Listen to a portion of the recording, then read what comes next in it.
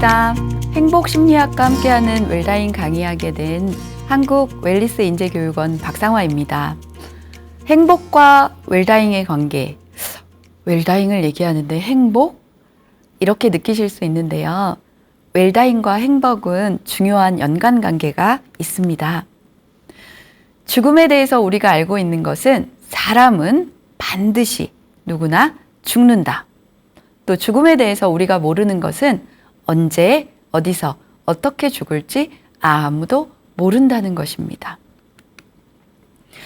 영화 해피엔딩 프로젝트에서는요, 내 인생에서 가장 행복했던 순간은, 그 순간 중에 당시의 상황은, 내가 한 일은, 고마운 사람은, 내가 발휘한 강점에 대해서 영화에는 나오고 있습니다.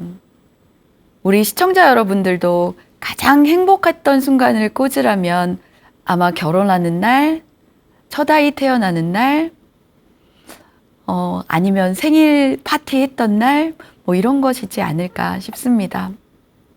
저에게도 정말로 가장 행복했던 순간은 가장 고통스러운 순간과 가장 경이로운 순간이 만났던 첫 아이가 태어났던 상황이었습니다.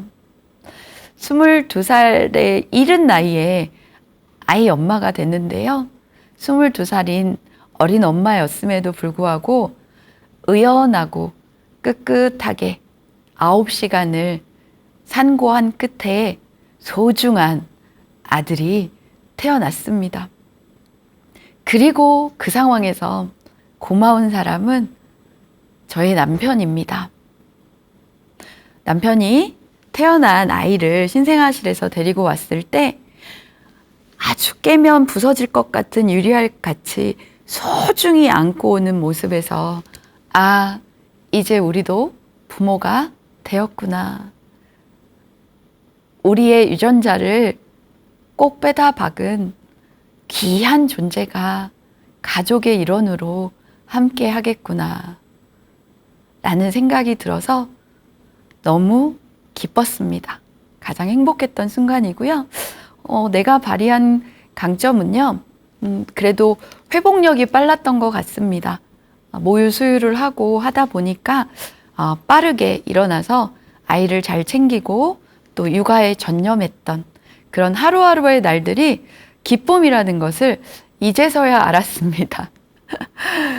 그 상황에서는 내가 책임져야 할 한 명의 생명이 생겼다는 것 자체가 대단한 부담감이었고, 정말 중압감으로 어깨가 무거웠었는데, 지금에서 생각해 보면 그때 조금만 더 즐길 걸, 조금만 더 많이 사랑한다고, 더 많이 안아줄 걸, 충분히 저희 친정 엄마께서는 넌 정말 좋은 엄마였어. 그리고 애기 아빠도 참 현명하고 지혜로운 엄마로 아이를 잘 키웠다라는 말을 했는데도요, 엄마인 제 자신은 조금 더 손 잡아줄 걸, 조금 더 눈 맞춰줄 걸, 조금 더 안아줄 걸 이라는 후회가 생기더라고요. 조금 불편한 내가 책임져야 되는 그런 무게는 좀 있고 유연했었더라면, 그런데 모든 처음은 다 그렇게 어설프고 부족하지 않았나. 그럼에도 불구하고 잘 키워냈던 상황이 제 인생에서는 가장 행복했던 순간이었습니다. 인생에서 자신이 바꿀 수 없는 두 가지는 자신의 과거와 남은 타인은 바꿀 수 없다라고 합니다. 인생에서 자신이 바꿀 수 있는 두 가지는요, 현재의 나와 미래의 나, 그리고 나 자신을 잘 이끌어가는 것이다 라고 합니다. 그래서 오늘의 나는 어제의 내가 한 선택의 길이고요. 그리고 내일의 나는 오늘의 내가 한 선택의 결과이기도 하다라고 합니다.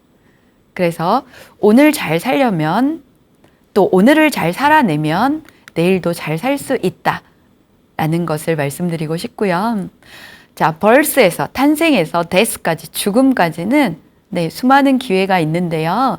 우리가 choice, 선택을 할 수 있고, 그리고 challenge, 도전할 수 있고, change, 변화할 수 있다라고 합니다.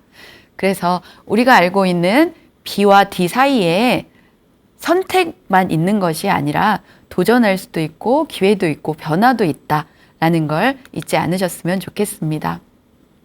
변화란 단지 삶에서 필요한 것이 아니다. 삶 그 자체이다. 라고 엘빈 토플러가 말을 했습니다. 우리 살아가면서 꾸준히 변하지 않고 살아가는 사람들이 있죠. 네, 아주 주관적으로 일목요연하게 살아가는 것도 중요하지만 변화에 민감할 필요성이 있다. 둔감하지 않고 변화를 잘 받아들이고 변화의 물결 속으로 흘러가는 게 중요하다라고 학자는 이야기하고 있고요. 이 세상에서 가장 지혜로운 사람은 배우는 사람이라고 합니다. 또한 가장 행복한 사람은 감사하는 사람이다라고 합니다. 매일매일 배우고 매일매일 감사할 수 있다면 그것만으로도 지혜롭고 행복함을 스스로 자신에게 선물해 줄 수 있는 삶입니다. 인문학 공부 왜 필요할까요? 인문학이란 우리의 삶을 긍정적이며 혁신적인 영향으로 바꾸어 주기도 하고요. 인문학은 지식 전달이나 학문적인 내용보다는 우리의 삶을 가만히 들여다보고 스스로 생각하는 힘을 기르도록 하는 것이다 라고 우리 서울대 종교학과 교수님께서 말씀을 하셨습니다. 그래서 스스로 생각해서 스스로 잘 이끌어 나가는 삶이 중요하고요.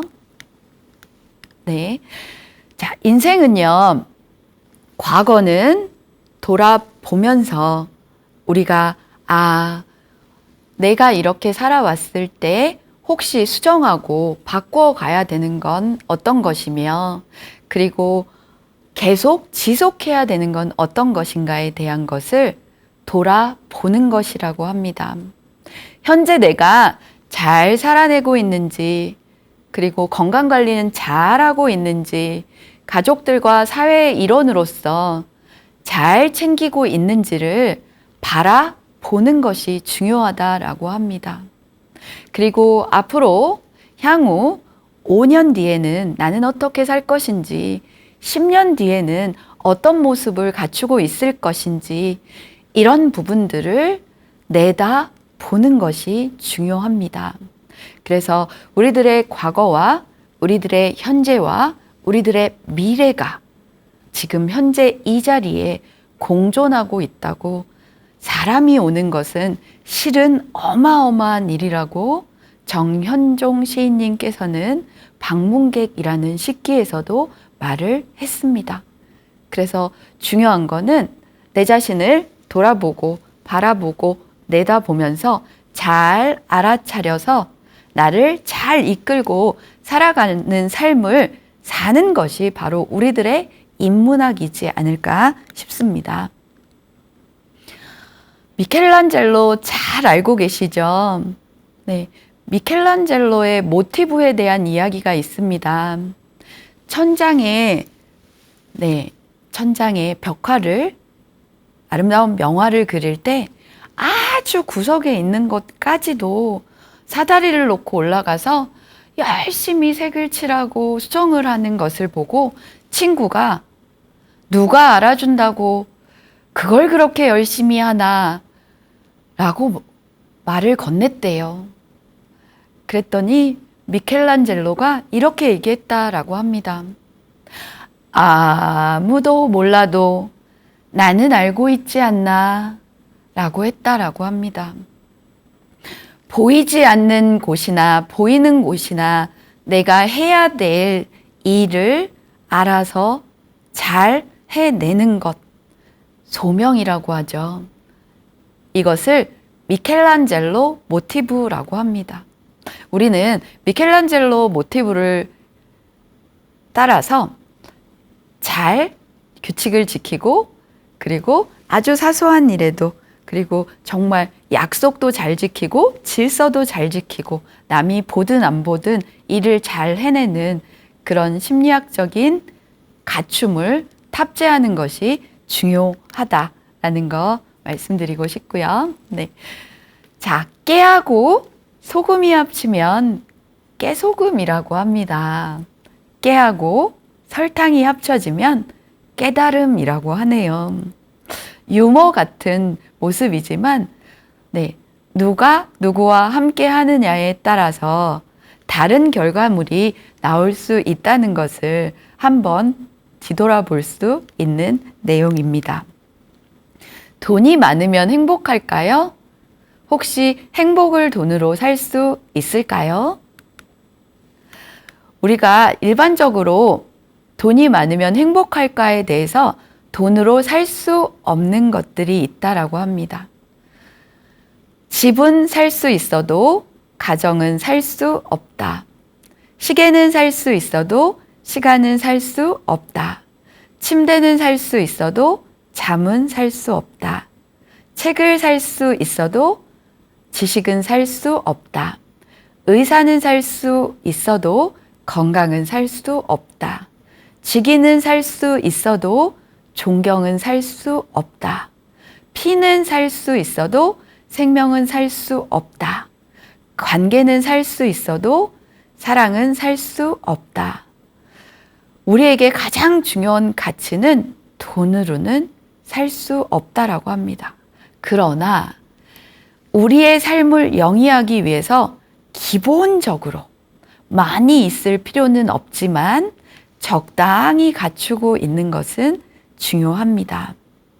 돈을 잃어버리는 일은 조금 잃어버리는 거고, 명예를 잃어버리는 것은 많이 잃어버리는 거고요. 건강을 잃어버리는 것은 전부 모두를 잃어버린다라고 했습니다. 그래서 중요한 건 여기서 건강도 살 수 없고 생명도 살 수 없다는 말이 나오지요.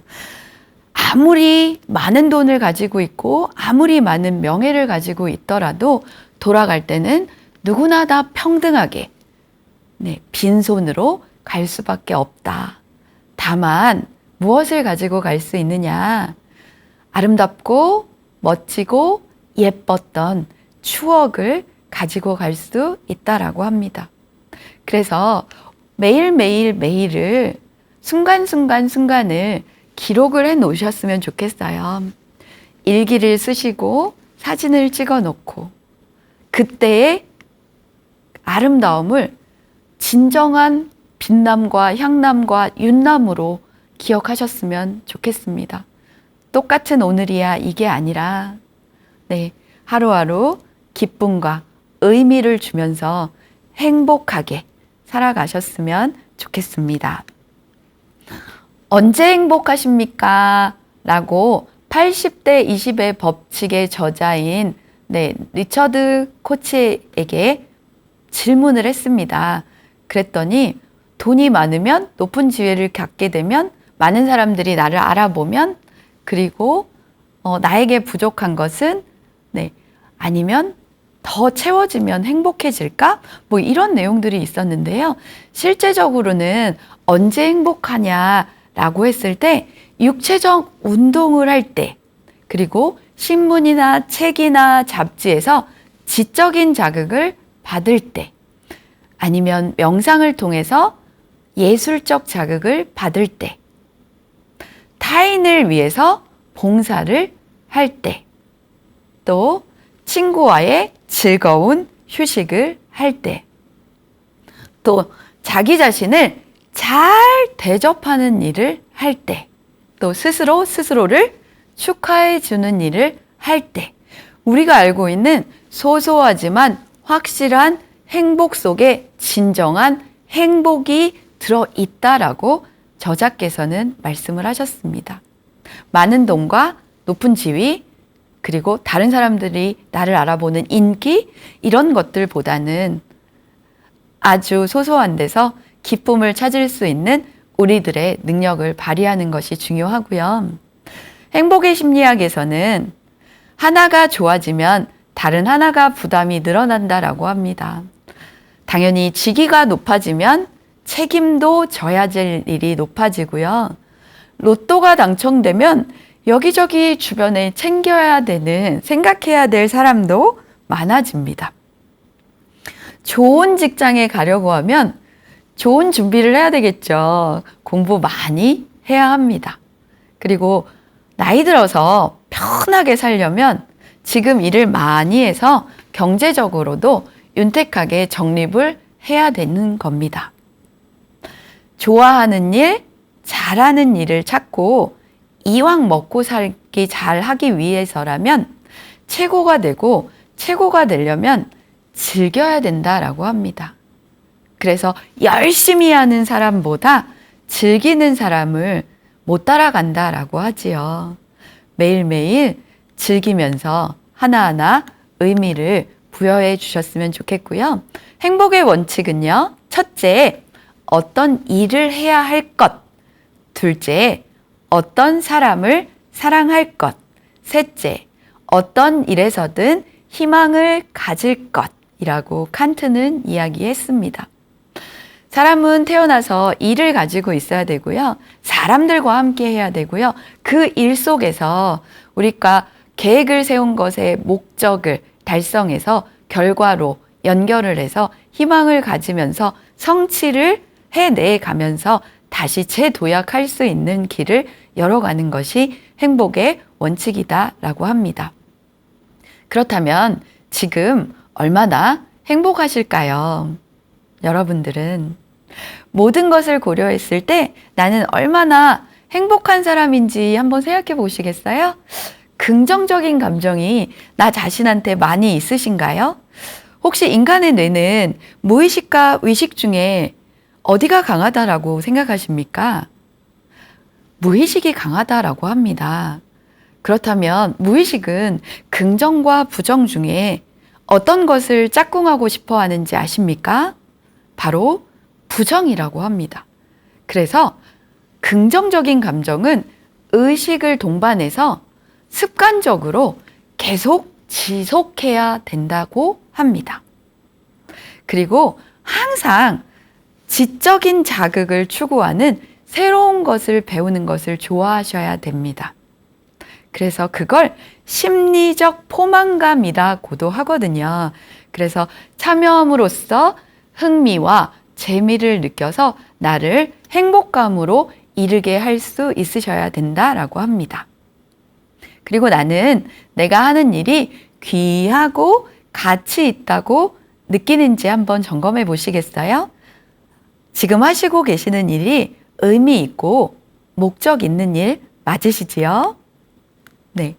그리고 일반적으로 나는 자신에게 매우 긍정적인 감정을 느끼고 계십니까? 난 참 대단한 사람이야. 난 참 열심히 살고 있어. 참 멋있어.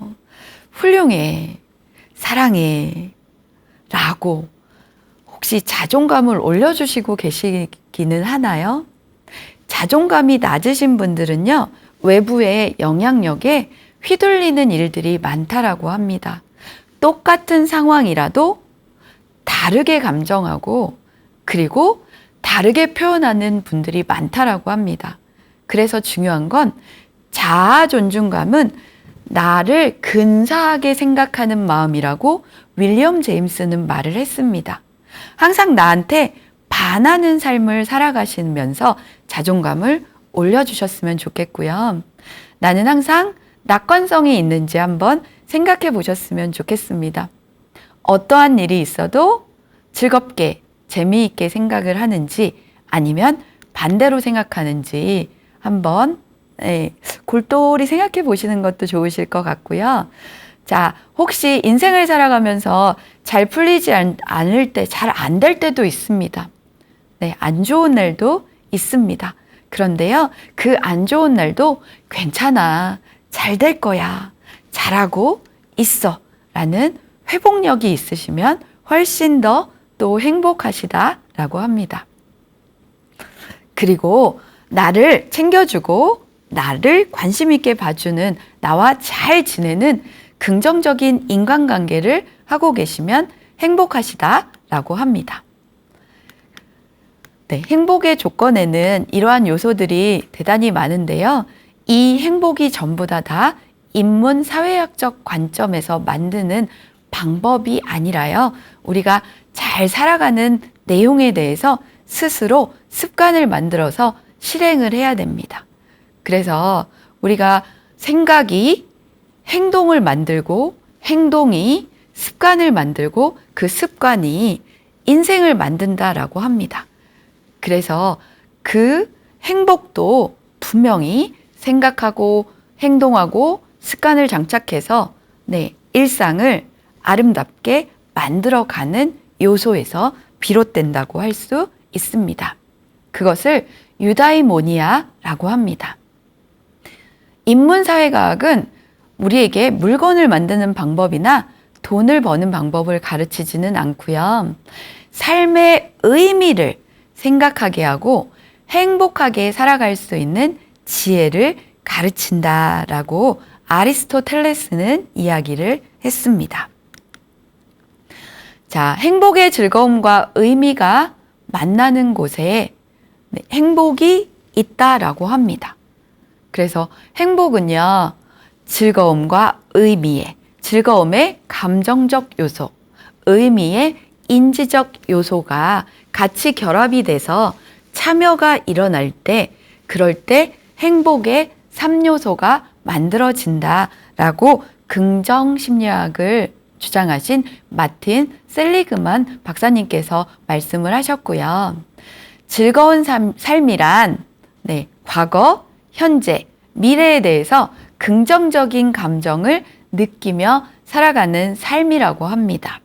즐거운 삶은 긍정적 정서를 최대화하고 부정적 정서는 최소화하는 삶으로서 행복에 대한 쾌락주의적 입장을 반영하는 것이다 라고 말을 했고요.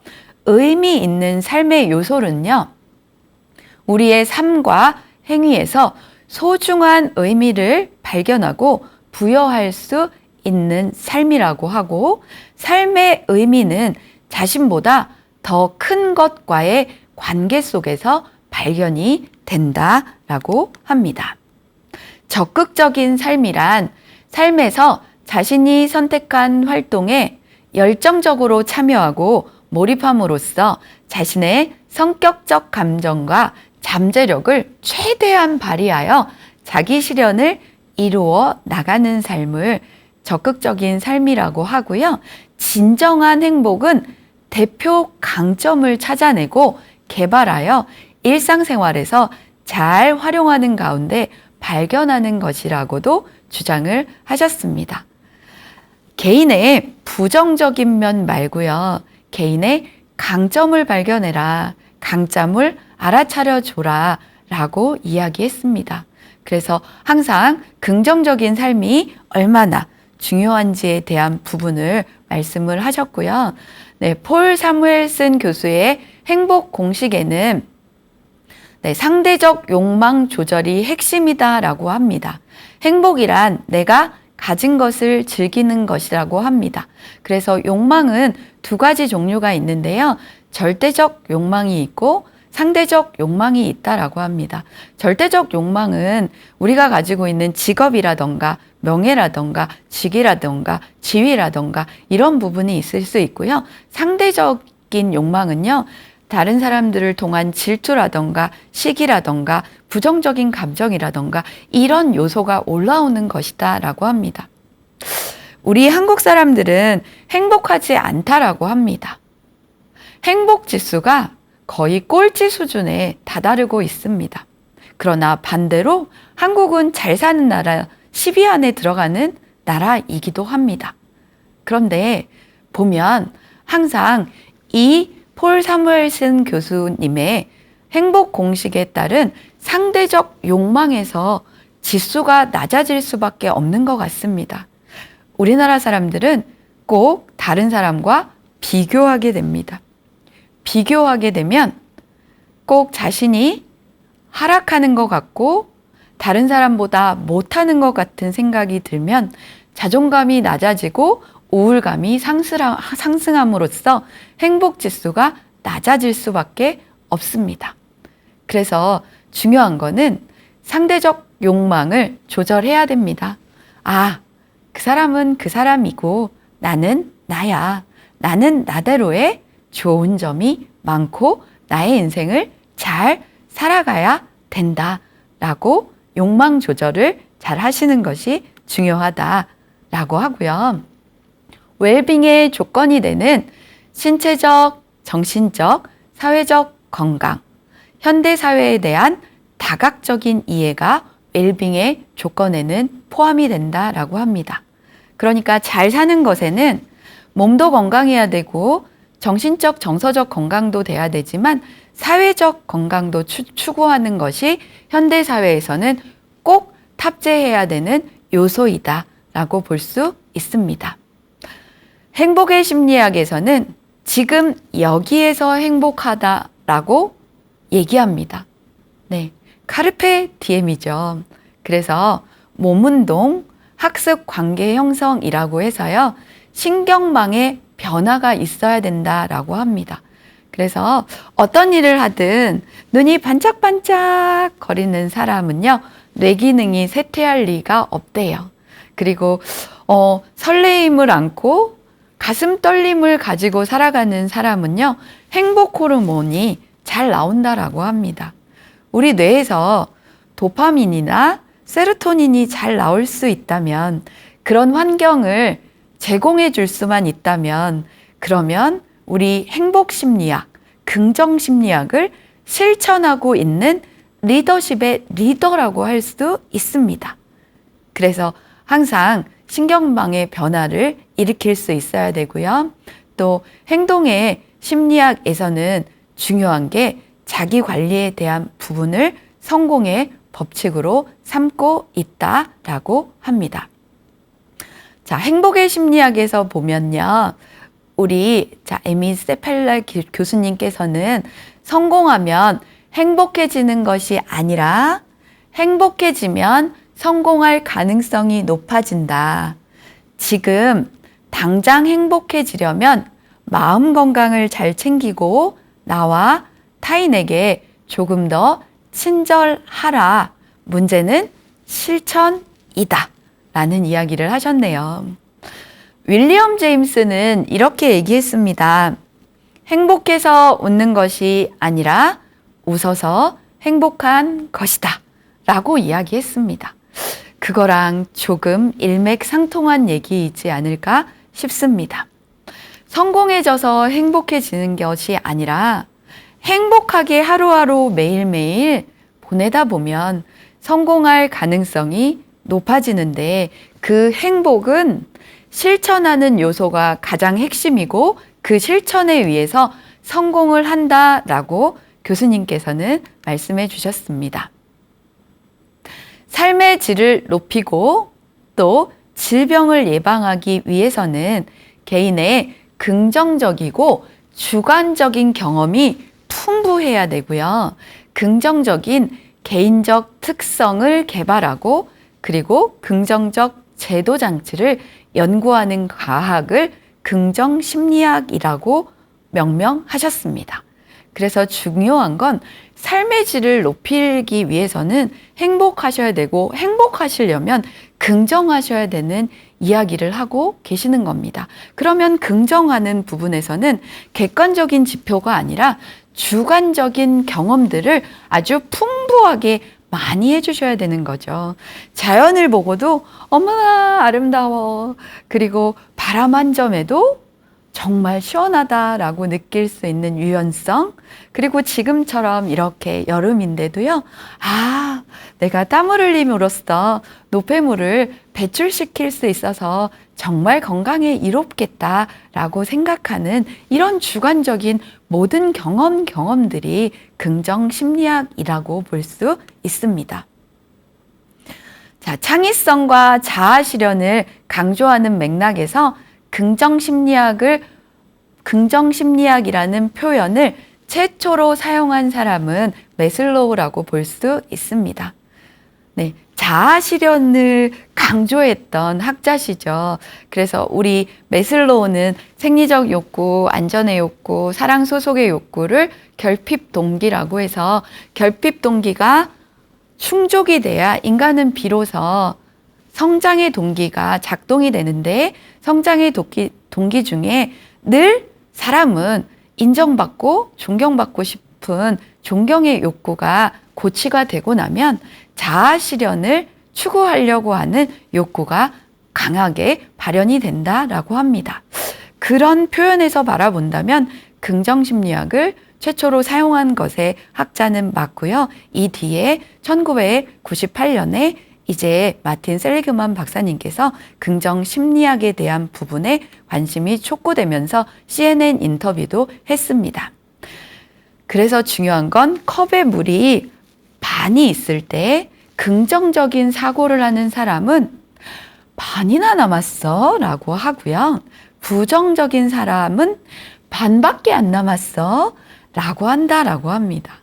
이것 또한 생각의 심리학인 아우구스토 쿠리가 2010년에 긍정적인 사고를 하는 사람은 도전과 기회를 엿보고 부정적인 사고를 하는 사람은 안정적이고 또 위험을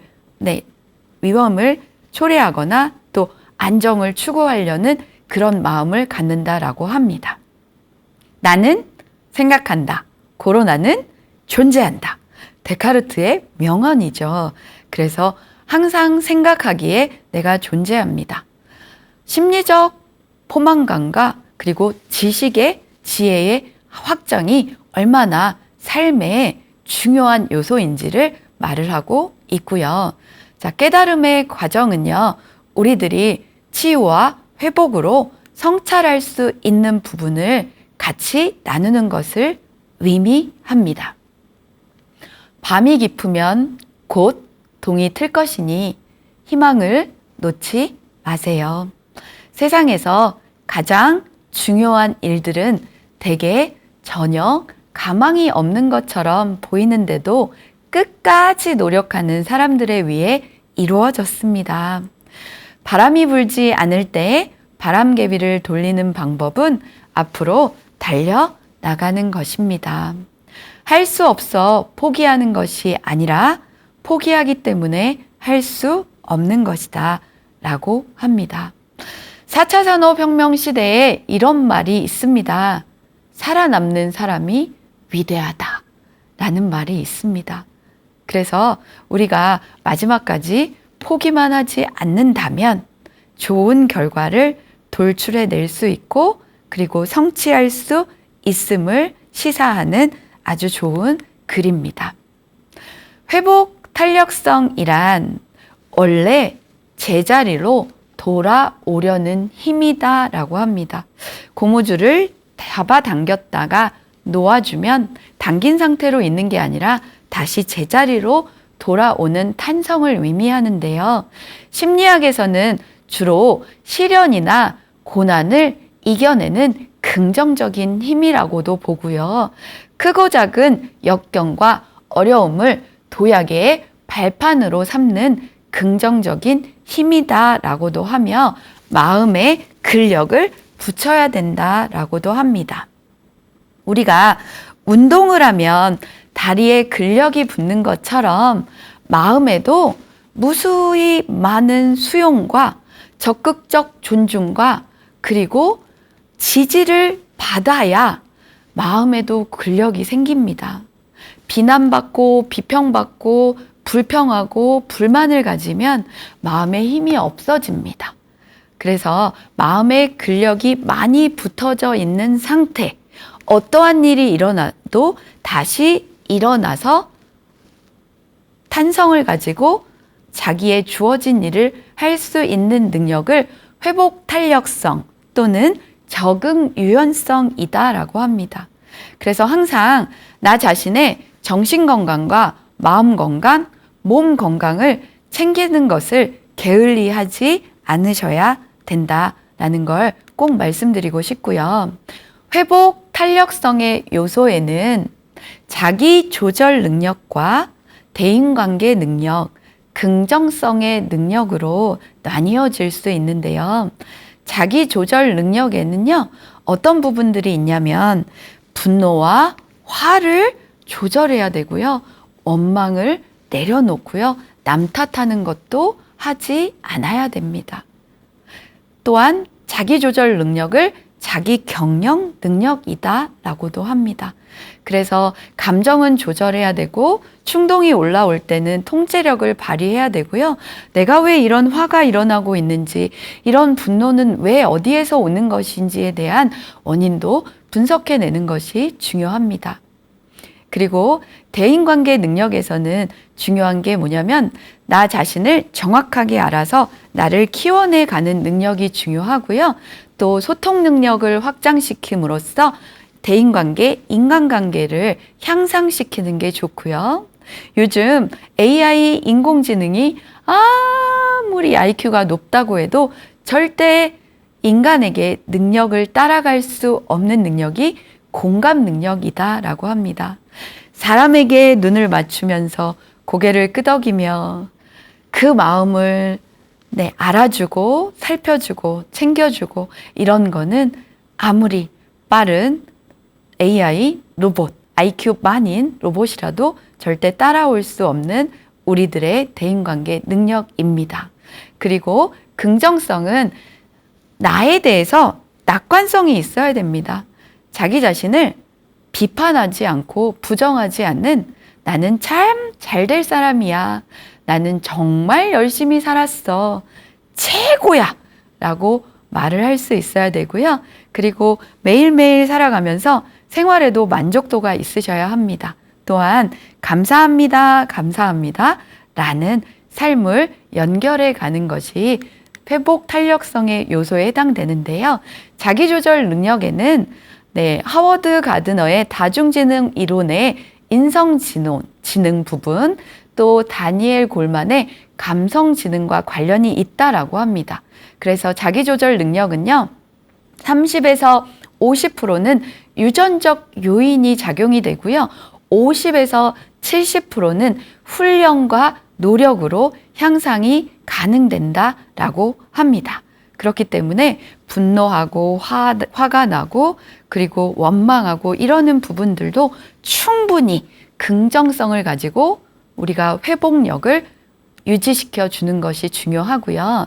또 마찬가지로 대인관계도 내가 먼저 편해지면 그러면 모든 사람하고의 소통 능력과 관계 능력이 향상될 수밖에 없다라는 걸 말씀드리고요. 긍정성이 있어야 자기조절력과 대인관계가 좋아지고 그리고 긍정성이 습관화를 탑재하다 보면 어느새 나도 모르게 마음에도 힘이 생길 수밖에 없습니다. 그래서 긍정을 습관화한다는 것은 뇌도 긍정적으로 바꾸어 간다는 것과 똑같습니다. 그래서 항상 뇌에서 행복 호르몬이 팡팡 솟아날 수 있는 일들을 만들어가고 길들을 넓혀가고 이런 것들을 유지해내는 것이 중요하고요. 뇌가 주로 하는 일은 뇌과소성이라고 하는데요. 뇌는 운동과 자극을 통해서 변한다라고 합니다. 그래서 뇌가 주로 하는 일은 뇌를 바꾸는 일이다라고 마빈 민스키께서 말씀을 하셨는데요. 중요한 건 뭐냐면 뇌도 이렇게 운동을 시켜서 가소성을, 신경망을 끈끈하게 해야 되는데 뇌도 공부하면 계속 세포들이 되살아나고 그리고 더 긍정적이고 신체의 활력을 가지고 건강하게 살아갈 수 있도록 자꾸 재탄생되고 이런 것들의 선한 영향력을 만들어줄 수가 있습니다. 그래서 중요한 거 회복 탄력성을 강화하기 위해서는 긍정적인 뇌로 만들어 주셔야 되는데 거기에 수반되는 하위 카테고리는 자기조절 능력과 대인관계 능력으로 회복 탄력성을 합쳐주시면 가능하다라는 내용이 있습니다. 그래서 WHO에서는 건강하다라는 의미는 신체적 건강, 그리고 정신적 건강, 그리고 사회적 건강에 대해서 제시를 하고 있는데요. 단순히 질병이나 허약함이 없는 상태가 아니라 이렇게 몸으로도 건강하고 정신적으로도 그리고 사회 속으로 일원으로서도 완전하게 안녕한 상태, 그것을 바로 건강하다라고 정의할 수 있다라고 합니다. 그래서 건강한 몸에 건강한 마음, 건강한 관계가 바로 곧 건강한 인간이 된다라고 합니다. 그래서 우리가 예전에도 보면 건강한 신체에 건강한 마음과 건강한 영혼이 깃든다. 그래서 나를 건강하게 만들어준다면 건강한 관계는 이미 따놓은 당상이다 라고 할 수 있습니다. 제가 1편에서도 나태주 시인님의 기죽지 말고 살아봐 라는 풀꽃에 대해서도 말씀드렸는데요. 모 방송에서 나태주 시인님의 따님이신 서울대 교수님이 남영애 교수님이 출연을 하셨더라고요. 그런데 나태주 시인님께서 묘비명에 이렇게 적으실 거라고 하셨어요. 많이 보고 싶었지만 조금만 참자. 이렇게 쓴다고 하셨대요. 그리고 교수님이신 따님에게 필멸자야. 필멸자야는 뭘까요? 반드시 죽을 거야. 그러니까 너의 오늘 사라질 이날을 기억하고 하루하루 천국의 삶으로 살아라 라고 말씀을 하셨다라고 합니다. 참 명언이지 않습니까? 우린 어차피 죽을 거야. 그러니까 죽을 날을 기억해. 그리고 너의 하루하루를 매일매일 천국을 만들면서 살아 라고 얘기했대요. 해밍웨이는 사랑하는 아내에게 묘비명에 이렇게 썼다라고 합니다. 일어나지 못해 미안해.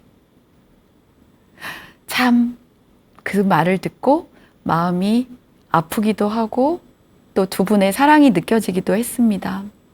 맞습니다.